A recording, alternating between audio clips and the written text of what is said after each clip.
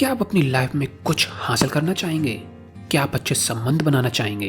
क्या आप अपनी सबसे कीमती धरोहर, आपके निजी और व्यावसायिक जीवन के लोगों का मूल्य बढ़ाना चाहेंगे? क्या आप अपने भीतर छिपे लीडर को खोजना और उसे बाहर निकालना पसंद करेंगे?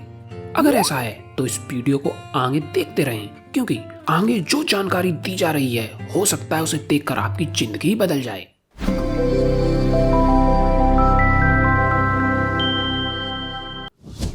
नंबर 1, अपने भीतर छिपे लीडर को खोजना। चार्ल्स शॉप को स्टील बिजनेस में $1 मिलियन की सालाना सैलरी मिलती थी। इतनी मोटी सैलरी मिलने की सबसे बड़ी वजह लोगों के साथ व्यवहार करने की उनकी योग्यता थी। जरा कल्पना करें, $1 मिलियन सालाना सिर्फ इसलिए क्योंकि वे लोग व्यवहार में निपुण थे। आइए देखें कैसे। एक दिन दोपहर को चार्ल्स शॉप अपनी एक स्टील मिल में घूम रहे थे। उन्होंने कुछ मजदूरों को वहां सिगरेट पीते देखा, जहां बोर्ड लगा था धूम्रपान वर्जित है। आपको क्या लगता है कि चार्ल्स शॉप ने उस साइन बोर्ड की तरफ इशारा करके ये कहा होगा, क्या तुम्हें पढ़ना नहीं आता? बिल्कुल नहीं। लोक व्यवहार में माहिर व्यक्ति भला ऐसा कैसे कर सकता है? इसकी बजाय चार्ल्स शॉप ने दोस्ताना अंदाज में उन लोगों से बातचीत की। चलते चलते शॉप ने उन लोगों को कुछ सिगार दिए और आंख मारते हुए कहा, अगर आप इन्हें बाहर पिएंगे तो मुझे अच्छा लगेगा। शॉप ने बस इतना ही कहा। वैसे मजदूर अच्छी तरह जानते थे कि शॉप को उनके नियम तोड़ने के बारे में मालूम था, लेकिन वे मन ही मन शॉप से कृतज्ञ भी थे क्योंकि उन्होंने उन्हें नीचा नहीं दिखाया। चार्ल्स शॉप एक लीडर थे, पद के कारण नहीं, ऊंची सैलरी के कारण भी नहीं। उन्हें लीडर बनाने वाली खासियत यह है कि उन्होंने लोक व्यवहार में महारत हासिल की है। जिस चीज की जरूरत है वह है लीडरशिप, ताकि वह सब हासिल करने में लोगों की हेल्प की जा सके जिसमें वे सक्षम हैं, ताकि फ्यूचर के लिए एक सपना बना जा सके, ताकि लोगों को एनकरेज किया जा सके, गाइडेंस और ट्रेनिंग दी जा सके और सफल संबंध बनाए तथा कायम रखे जा सकें। अपनी नेतृत्व शक्तियों को पहचानना सफलता की दिशा में पहला कदम है। नंबर 2, संवाद शुरू करना। अच्छी तरह संवाद करना सीखने का कोई गोपनीय नुस्खा नहीं है, लेकिन कुछ बेसिक कंसेप्ट जरूर होते हैं जिनमें माहिर होना आसान है। यहाँ सफल संवाद के शुरुआती कदम बताए जा रहे हैं, उन पर अमल करेंगे तो आप सफलता की राह पर चलना शुरू कर देंगे। 1, संवाद को सर्वोच्च प्राथमिकता दें। 2, दूसरों के प्रति खुला नजरिया रखें। 3, संवाद के लिए अनुकूल माहौल बनाएं। संवाद के लिए खुलेपन और विश्वसनीय माहौल की जरूरत होती है। सफल संवाद बहुत फायदेमंद साबित हो सकता है। संवाद विश्वसनीय संबंधों की बुनियाद पर ही बनता है। नंबर 3, लोगों को प्रेरित करना।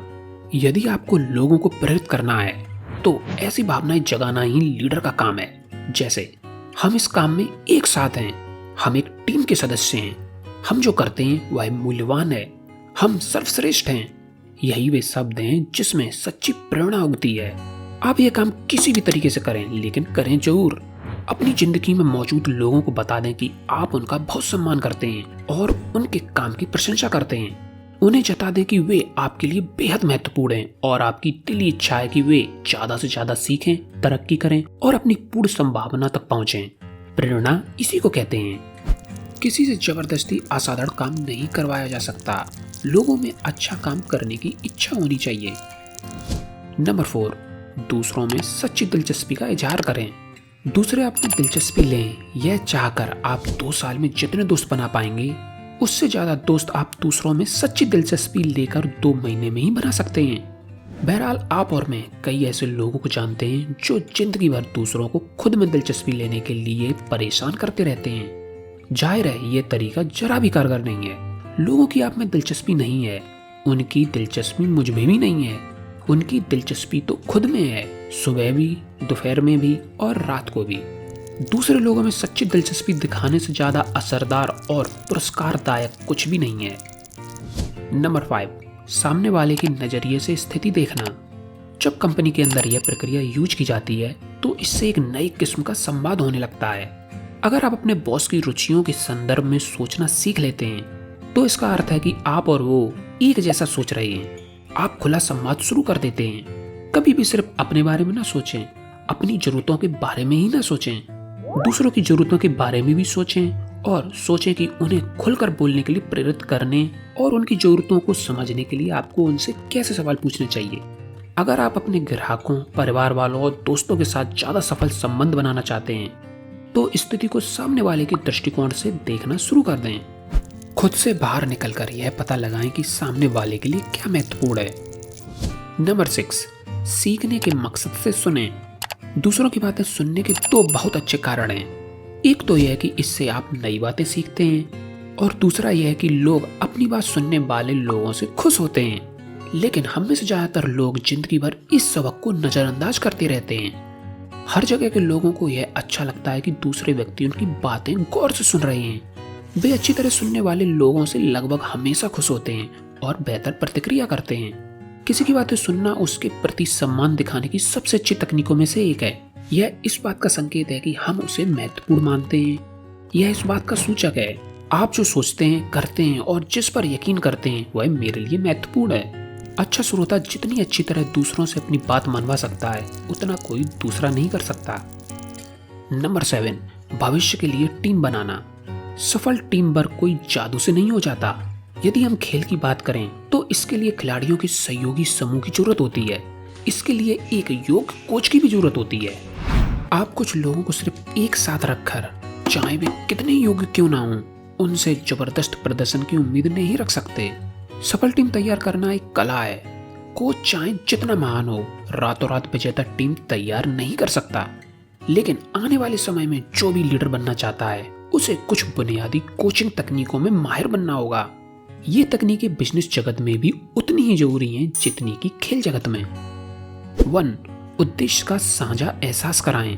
2, लक्ष्यों को टीम के लक्ष्य बनाएं। 3, लोगों के साथ इंसानों जैसा व्यवहार करें। 4, हर सदस्य को टीम के प्रोजेक्ट के लिए जिम्मेदार बनाएं। 5, श्रेय बांटें, इल्जाम अपने सिर लें। 6, टीम का आत्मविश्वास बढ़ाने के हर अवसर को लपक लें। 7, जुड़ें और जुड़े रहें। 8, मार्गदर्शक बने। इन कुछ सिंपल टेक्निक्स का यूज करके अपनी टीम को सफल होते हुए देखें। लीडर जो सबसे बड़ा पुरस्कार हासिल कर सकता है, लीडर जो सबसे बड़ी विरासत छोड़ सकता है, वह है योग्य, आत्मविश्वास से भरे और सहयोगी लोगों की टीम जो खुद नेतृत्व करने के लिए पूरी तरह तैयार हो। टीम के खिलाड़ी ही आने वाले कल के लीडर्स हैं। नंबर 8, दूसरों की गरिमा का सम्मान करना। आज पहले की तुलना में ज्यादा अनेकता और भिन्नता नजर आती है। यह भिन्नता बिजनेस जगत में जितनी स्पष्ट है उतनी कहीं और नहीं है। महिलाएं, समलैंगिक, अपाहिज, विभिन्न नस्लों और प्रजातियों के लोग, ये सभी आज के समीकरण का हिस्सा हैं। बदलते हुए माहौल में सफल होने के लिए यह जरूरी है कि आप हर एक के साथ आरामदेह तरीके से आगे बढ़ें, चाहे आपकी पृष्ठभूमि या संस्कृति जो भी हो। बेबाक सच्चाई तो यह है कि आप जितने भी लोगों से मिलते हैं, वे सभी किसी न किसी पहलू में खुद को आपसे श्रेष्ठ समझते हैं और उनके दिल तक पहुंचने का एक अचूक रास्ता यह है कि आप किसी भी तरीके से यह बात उन तक पहुंचा दें कि आप दुनिया में उनके महत्व को पहचानते हैं, वाकई पहचानते हैं। दूसरों के प्रति सच्चा सम्मान ही प्रेरित करने की बुनियाद है। नंबर 9, सम्मान, प्रशंसा और पुरस्कार। सभी लोग, सबसे सफल कॉरपोरेशन के प्रेसिडेंट से लेकर सुपरमार्केट के क्लर्क तक, यह सुनना चाहते हैं कि वे आला दर्जे का काम कर रहे हैं, वे स्मार्ट हैं, सक्षम हैं और उनकी मेहनत पर गौर किया जाए। अक्सर एक अच्छे कर्मचारी को महान कर्मचारी में बदलने के लिए बस थोड़े से सम्मान, सही पल पर प्रोत्साहन की एक खुराक की ही जरूरत होती है। पुरस्कार, सम्मान, प्रशंसा, इससे कोई फर्क नहीं पड़ता कि आप इसे कैसे करते हैं। फर्क तो इस बात से पड़ता है कि आप इसे करते हैं और बार बार हर बार करते हैं। दरअसल कर्मचारियों को पुरस्कार देने का निचोड़ यही है। यकीनन पैसा अद्भुत चीज है, लेकिन यही एकमात्र असरदार पुरस्कार नहीं है।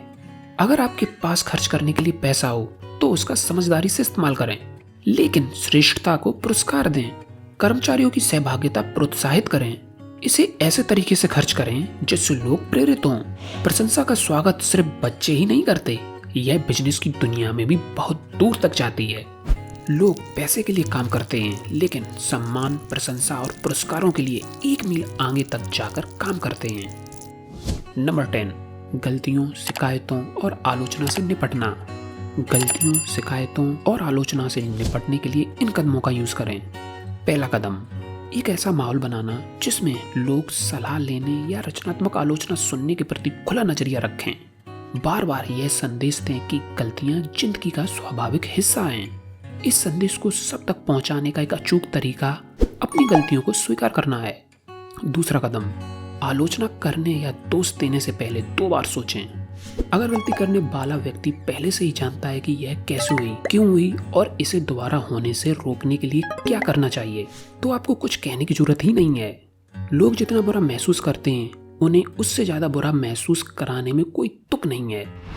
तीसरा कदम, आलोचना करने में धीमे चलें, खुद पर काबू रखें, कुछ बेसिक टेक्निक्स का यूज करें ताकि सामने वाला कान खोलकर आपके शब्द सुने।